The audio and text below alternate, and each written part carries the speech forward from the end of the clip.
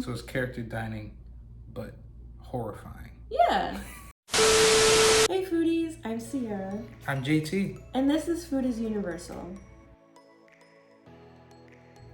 Today we're going to be talking to you about all the food news that happened at the parks in the month of July. Yeah, so we've been noticing that there's been a lot of cool food news popping up every month. And there are new updates in the parks for food every month. So it just gets more and more exciting for us, and we can't wait to share what's in store for July. All right, so starting at the top, we've had a major breakthrough for our vegan friends at Universal Orlando. And thanks to the immense efforts of the Protego Foundation and Universal Orlando vegans, vegan folks or just people that have lactose intolerance and things of that nature, they can now order Butterbeer without the foam. Now we have seen, awesome. Pretty awesome. We know that when they were building out the Wizarding World of Harry Potter, J.K. Rowling was very adamant about making sure that things were as accurate and immersive as possible. And so before, guests could not order the Butterbeer without the foam because it just wasn't a part of, what the vision for the land was. It wasn't a part of the vision for Butterbeer. And it just didn't make sense. And so they were very strict. Team members technically couldn't, give guests the Butterbeer without the foam. We have read and seen in groups and threads that they have been able to do that before. But it's just to know that it wasn't an official thing. They could get in trouble if they did that. But now it's official that guests can order it without the foam, and that's pretty exciting. If you don't have any dietary restrictions, you may not be able to understand, but we can definitely celebrate with folks for being able to enjoy the parks in the same ways that everyone else does. So congratulations to everyone that was part of that effort. And yeah, definitely check those folks out. We will, drop their links in the description. And, if you are a vegan that travels to Universal Orlando, definitely check out those pages. And yeah, congratulations. I'm definitely one of those people that shouldn't be getting the foam on my Butterbeer. I'm lactose intolerant. Yeah. But sadly, I'm an addict to it. But it's great for everybody that, doesn't want foam. Yeah, sometimes you take the L. Sometimes you take the stomach L.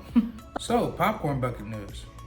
So we have two popcorn buckets that showed up in July. One is the Minions float, and the other is the Jurassic World Raptor egg. Both are $25. And with both, your first fill is free, so you don't have to worry about, I gotta buy popcorn right after I buy the popcorn bucket. No, first fill is free. Get your bucket, get your popcorn. For free? For free. Wow. Just a little description of both. So the float, Minion Summer Float, it's got a minion on top of the float, and the float kind of looks like the So Fluffy plush from Despicable Me. So it's really cute. It's Bob on top of the plush, and his eyes move. My personal favorite is the Jurassic World egg. I really want to get my hands on this one next time we go. But it has, the little baby velociraptor popping out of the egg. The front logo, the Jurassic World logo that's on it, actually lights up, which I think is really dope. I wonder how bright the light is though. Could I use it like a flashlight? I don't think it's that bright, but it's just a cool little feature. And a little update on Monsters Cafe, Demolition, and rumored Minions Cafe. We have gotten to a point with the Demolition that there's basically no more recognizable parts of Monsters Cafe. It's almost as if it was never there. It's kind of sad. Just a regular building. But the Minions still remain on the construction walls.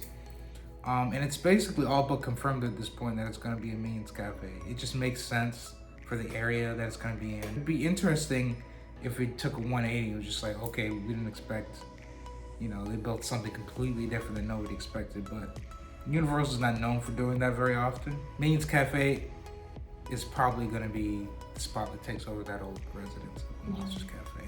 And construction seems to be moving along pretty fast. We know that the Monsters Cafe closed in June, and all throughout July, we're just seeing construction updates. Like JT said, things are being stripped down. It's basically at a point where it's just like an unrecognizable plain building. So I can only imagine what, August brings. Maybe we'll start to see some new things pop up, Minions related, I'm sure. But yeah, things seem to be moving full speed ahead. The saddest part for me is just thinking of all the props on the inside of the building that are probably gonna get thrown out, or who knows what they're gonna do with all those props, but maybe they'll make their way to HHN. Maybe, we'll see. In more unfortunate news, it has been discovered that prices are starting to increase on food and snacks in and around the parks. This is rightfully so, as we are in a place of inflation, but in a more positive side, Universal has been seeing, growth in attendance, and so quite naturally they need to increase prices with the demand. Yeah. Those price increases have been on a smaller scale of things with snacks, especially like in the Harry Potter world. But we're hoping that things obviously don't increase too much so that it doesn't become accessible or make sense. Yeah. And definitely not trying to match Disney with their food and snack prices. So yeah, raising prices is just a natural part of the game. So when it comes to theme parks, so it's it's unfortunate. It's not fun, but it's it's just nature of the business, I guess. Yeah, as long as it's slow and manageable, then we're okay. But if things are increasing by like $2, $3, $4 at a time, then we should probably worry. Yeah. But these price increases have been pretty small. I would say no more than like $1 to $2 I've been seeing so far. So we're in a good place. And lastly, we have some exciting HHN food related news.